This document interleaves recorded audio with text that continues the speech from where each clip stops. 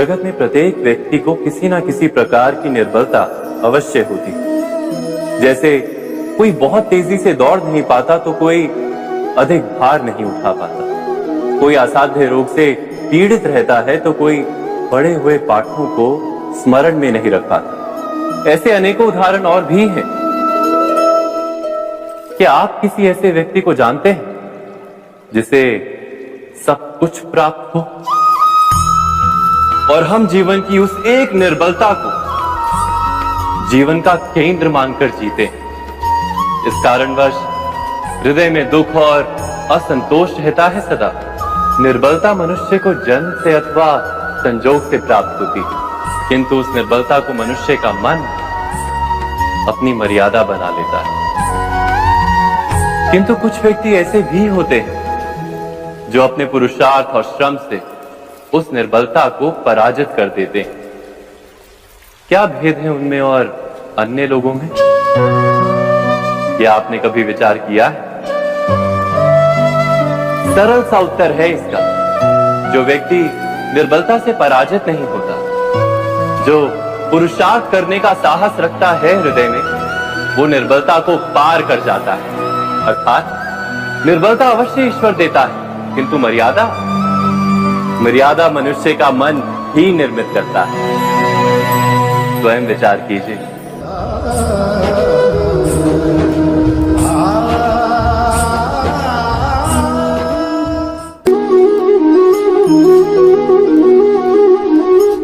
भविष्य का दूसरा नाम है संघर्ष। हृदय में आज इच्छा होती है और यदि पूर्ण नहीं हो पाती तो हृदय भविष्य की योजना बनाता है। भविष्य में इच्छा पूर्ण होगी ऐसी कल्पना करता रहता है, किंतु जीवन ना तो भविष्य में है ना अतीत में। जीवन तो इस क्षण का नाम, अर्थात इस क्षण का अनुभव ही जीवन का अनुभव। पर हम ये जानते हुए भी इतना सा सत्य समझ नहीं पाते। या तो हम बीते हुए समय के स्मरणों को घेर कर बैठे रहते, या फिर आने वाले समय के लिए हम योजनाएं बनाते रहते हैं और जीवन जीवन बीत जाता है। एक सत्य यदि हम हृदय में उतार लें कि ना हम भविष्य देख सकते हैं, ना ही भविष्य निर्मित कर सकते हैं, हम तो केवल धैर्य और साहस के साथ भविष्य को आलिंगन दे सकते हैं, स्वागत कर सकते हैं भविष्य का। तो क्या जीवन का हर पल जीवन से नहीं भर जाएगा? स्वयं विचार कीजिए।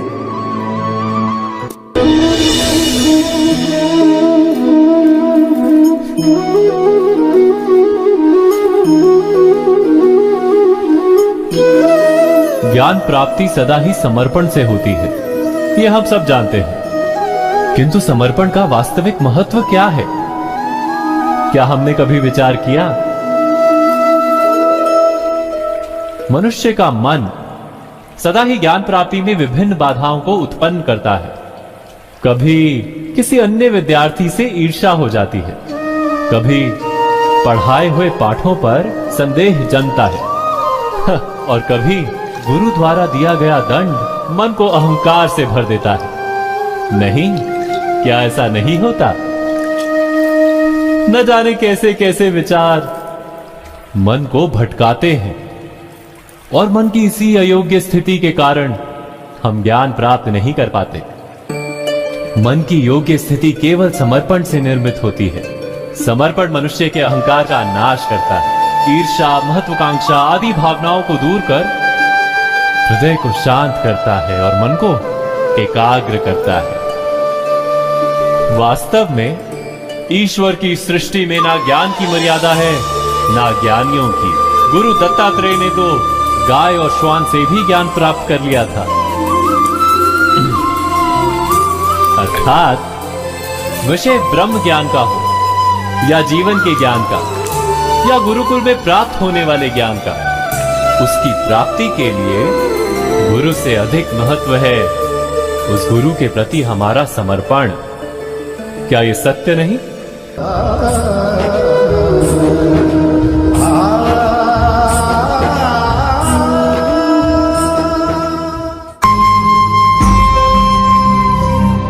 प्रत्येक मनुष्य के जीवन में ऐसा क्षण अवश्य आता है जब सारे स्वप्न, सारी आशाएं, सारे दृश्य ध्वस्त हो जाते हैं। जीवन के सारे आयोजन ही बिखर जाते हैं। एक और धर्म होता है और दूसरी ओर सुख। इसी को धर्म संकट कहते हैं। जब धर्म का वहन ही संकट हो और धर्म का त्याग ही दुख हो। विचार कीजिए, कभी किसी स्वजन के विरुद्ध सत्य बोलने का अवसर प्राप्त हो जाता है, कभी ठीक दरिद्रता के समय सरलता से चोरी करने का मार्ग प्राप्त हो जाता है, कभी किसी शक्तिशाली राजनेता या राजा के कर्मचारी का अधर्म प्रकट हो जाता है। सबके जीवन में ऐसी घटना बनती ही रहती है।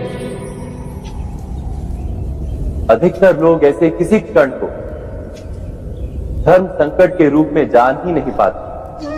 हमें किसी प्रकार के संघर्ष का अनुभव ही नहीं होता। सहजता से सुख की ओर खींचे चले जाते हैं, जैसे मक्खी गुड़ की ओर खींची चली जाती है। वास्तव में धर्म संकट का क्षण ईश्वर के निकट जाने का क्षण होता है। यदि हम संघर्षों से भयभीत ना, सुख की ओर आकर्षित ना, अपने धर्म पर दृढ़ रहे, तो ईश्वर का साक्षात्कार दूर नहीं।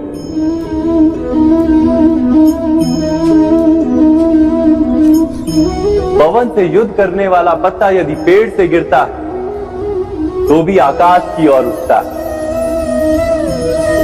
पवन से झुकने वाली घास वही भूमि पर रह जाती है। अर्थात धर्म संकट से यदि हम संकट को ही टाल दें तो सुख तो मिलता है, जीवन बढ़ता है, किंतु क्या चरित्र नहीं टूटता? क्या आत्मा दरिद्र नहीं हो जाती? क्या ईश्वर से अंतर नहीं हो जाता? स्वयं विचार कीजिए। दो व्यक्ति जब निकट आते हैं तो एक दूसरे के लिए सीमाएं और मर्यादाएं निर्मित करने का प्रयत्न अवश्य करते हैं। हम यदि सारे संबंधों पर विचार करें तो देखेंगे कि इन सारे संबंधों का आधार यही सीमाएं हैं जो हम दूसरों के लिए निर्मित करते हैं। और यदि अनजाने में भी कोई अन्य व्यक्ति इन सीमाओं को तोड़ता है तो उसी क्षण हमारा हृदय क्रोध से भर जाता है। इन सीमाओं का वास्तविक रूप क्या है? क्या हमने कभी विचार किया? सीमाओं के द्वारा हम दूसरे व्यक्ति को निर्णय करने की अनुमति नहीं देते, अपना निर्णय उस व्यक्ति पर थोप देते, अर्थात किसी की स्वतंत्रता का अस्वीकार करते हैं।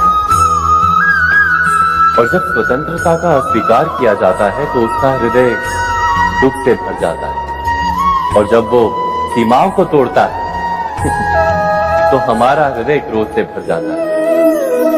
क्या ऐसा नहीं होता?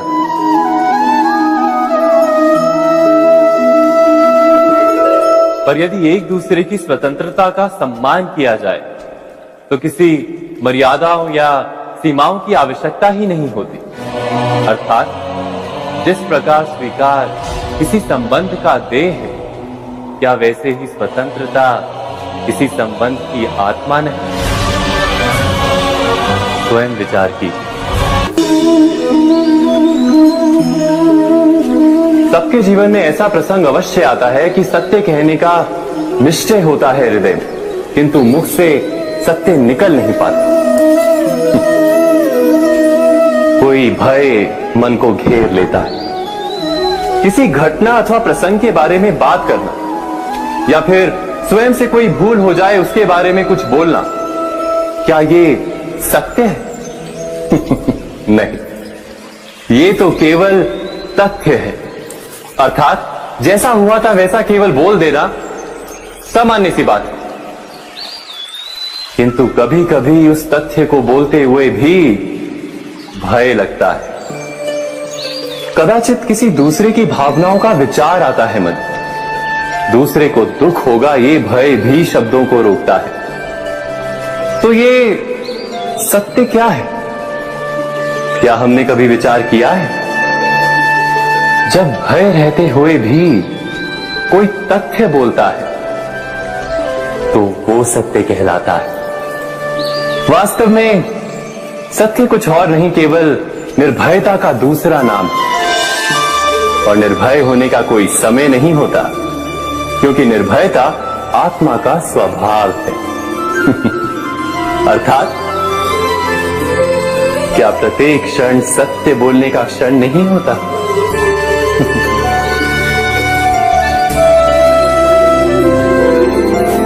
स्वयं विचार कीजिए।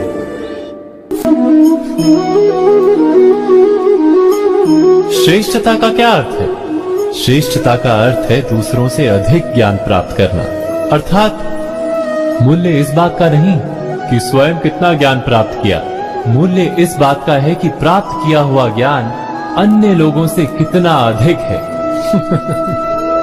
अर्थात श्रेष्ठता की इच्छा ज्ञान प्राप्ति को भी एक स्पर्धा बना देती है। और स्पर्धा में विजय अंतिम कब होती है?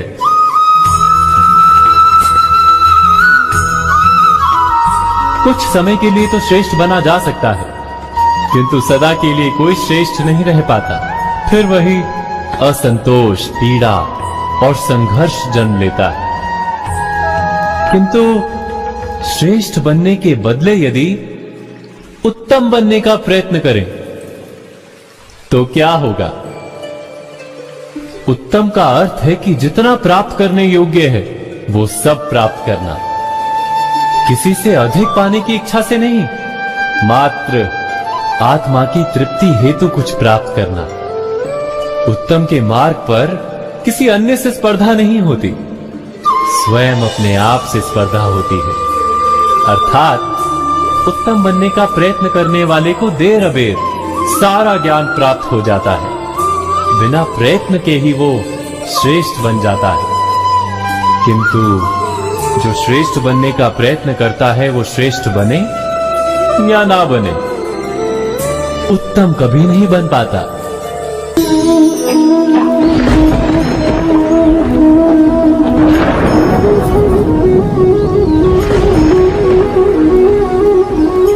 सपनों और पूर्वाभासों के आधार पर हम भविष्य के सुख दुख की कल्पना करते हैं। भविष्य के दुख का कारण दूर करने के लिए हम आज योजना बनाते हैं। किंतु कल के संकट को आज निर्मूल करने से हमें लाभ मिलता है या हानि पहुंचती है? ये प्रश्न हम कभी नहीं करते। सत्य तो ये है कि संकट और उसका निवारण सात जन से, व्यक्ति के लिए भी और सृष्टि के लिए भी। नहीं, आप अपने भूतकाल का स्मरण कीजिए, इतिहास को देखिए, आप तुरंत ही ये जान पाएंगे कि जब जब संकट आता है तब तब उसका निवारण करने वाली शक्ति भी जन्म लेती है। यही तो जगत का चलन है। वस्तुतः संकट ही शक्ति के जन्म का कारण है। प्रत्येक व्यक्ति जब संकट से निकलता है तो एक पद आगे बढ़ा होता है, अधिक चमकता है, आत्मविश्वास से अधिक भरा होता है, न केवल अपने लिए अपितु विश्व के लिए भी। क्या ये सत्य नहीं? वास्तव में संकट का जन्म है एक अवसर का जन्म, अपने आप को बदलने का, अपने विचारों को ऊंचाई पर करने का अवसर, अपनी आत्मा को बलवान और ज्ञान मंडित बनाने का अवसर। जो ये कर पाता है उसे कोई संकट नहीं होता, किंतु जो ये नहीं कर पाता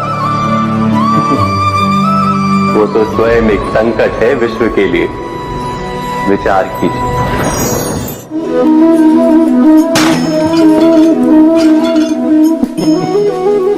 स्वयं विचार कीजिए।